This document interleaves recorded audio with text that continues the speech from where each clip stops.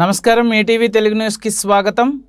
మే 13న జరిగే పార్లమెంట్ ఎన్నికల్లో కాంగ్రెస్ పార్టీ అభ్యర్థిని డాక్టర్ కడియం కావ్య చేతి గుర్తుకు ఓటు వేసి భారీ మెజార్టీతో గెలిపించాలని Parakala MLA Warangal parliament incharge Revuri Prakash Reddy కార్యకర్తలకు ప్రజలకు పిలుపునిచ్చారు। శుక్రవారం పరకాల మండలం వెల్లంపల్లి పోచారం ఎంపీటీసీ పరిధిలోని వెల్లంపల్లి పోచారం కామారెడ్డిపల్లి అలియాబాద్ గ్రామాల కార్యకర్తలతో నిర్వహించిన కాంగ్రెస్ పార్టీ పార్లమెంట్ ఎన్నికల సన్నాహక సమావేశానికి పరకాల ఎమ్మెల్యే శ్రీ రేవూరి ప్రకాష్ రెడ్డి ముఖ్య అతిథిగా పాల్గొన్నారు।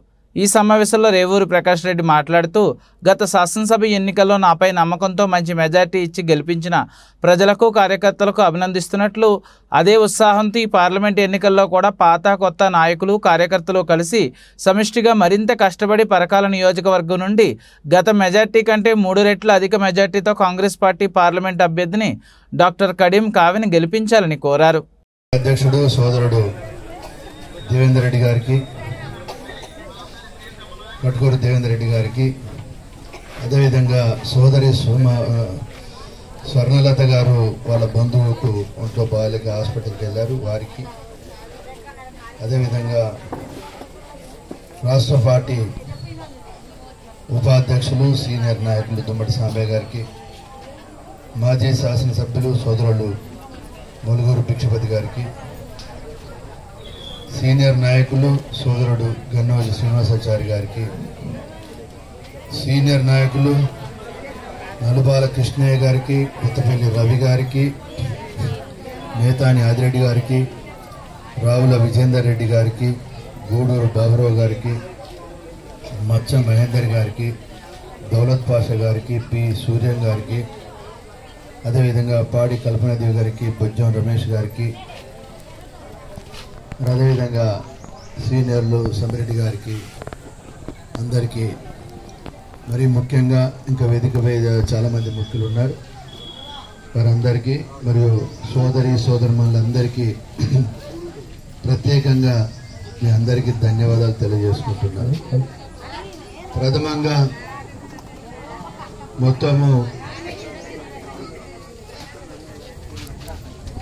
కూడల జంగయ్య గారికి, కుమారస్వామి గారికి, మన వాళ్ళు కొంచెం పేరు రాయడం మిస్ అయ్యారు, ఏమనుకోవద్దు। మొదటిసారి ఫస్ట్ మరి 2507 ఓట్లు అయితే పోలైతే 1169 ఓట్లు కాంగ్రెస్ పార్టీకి వేయడం జరిగింది। బీజేపీకి బీఆర్ఎస్ కలిపితే 1133 ఓట్లు పడ్డాయి। అంటే ఆ 2 పార్టీల కన్నా కూడా మీరు రకంగా చెప్పాలంటే 36 ఓట్లు ఇంకా అదనంగా వేశారు। అందునుంచి మనస్ఫూర్తిగా గ్రామ నాయకత్వానికి ఈ మెజార్టీ ఓట్లు ఇచ్చిన ప్రతి ఒక్క సోదరి సోదరులకు తల వంచి శిరస్సు వంచి మీకు నమస్కారాలు కృతజ్ఞతలు తెలియజేసుకుంటున్నాను। మీరే నా బలం, మీరే నా ధైర్యం। అందునుంచి చాలా సందర్భాల్లో చెప్పాను, ఎవరు ఊహించని విధంగా ఎవరు కూడా ఏ రాజకీయ పండితులైనా కానీ ప్రెస్ వాళ్ళు ఈ పరకాల గెలుస్తుందా గెలవదు అని మాట్లాడారు। కానీ మీలాంటి సోదరి సోదరులు, మీలాంటి నాయకులు కష్టంతో కృషి వలన ఇవాళ మంచి మెజారిటీ తోటి గెలవడం జరిగింది। అందునుంచే తెల్లారులైతే ఒకటి మాత్రం ఆలోచిస్తున్నా నేను, ఎందుకంటే రేపు వచ్చే ఎన్నికలు డీలిమిటేషన్స్ అవుతున్నాయి, 100% డీలిమిటేషన్ అవుతుంది।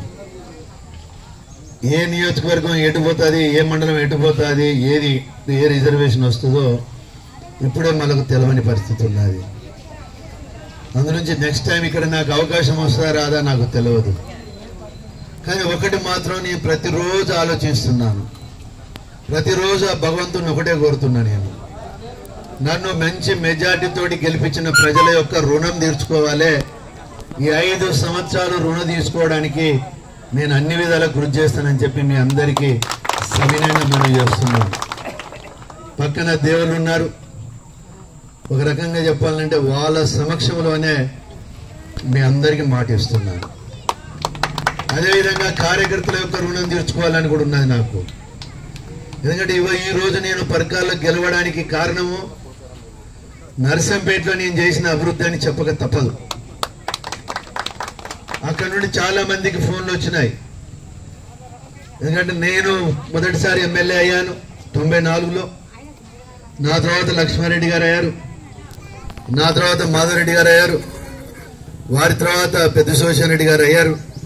కానీ ఇప్పటికీ నర్సంపేటలో ఏ గ్రామం పోయి అయినా కూడా మీ ఊళ్ళో అభివృద్ధి ఎవరు చేసిండ్రు అని అంటే రేవూరు ప్రకాష్ రెడ్డి గారి హయాంలో జరిగింది అని చెప్పడం అనేది నా జన్మ ధన్యమైందని చెప్పి ఈ సందర్భంగా మనం చూస్తున్నాను. ఆడ నేను మళ్ళీ పోటీ చేసినా చేయకుండా ఒక పేరుంది నాకు. రేపు కూడా ఈ పర్కాల పోటీ అవకాశం వచ్చినా రాకున్నా ఒక 10-15 సంవత్సరాలు నా గుర్తింపు ఉండే విధంగా, నాకు ఒక అభిమానం మీ మనసులో ఉండే విధంగా కష్టపడి పని చేయాలని ఒక ఆలోచనతో ఉన్నాను. అదే మీరు ఇచ్చిన నాకు ధైర్యం అని చెప్పి ఈ సందర్భంగా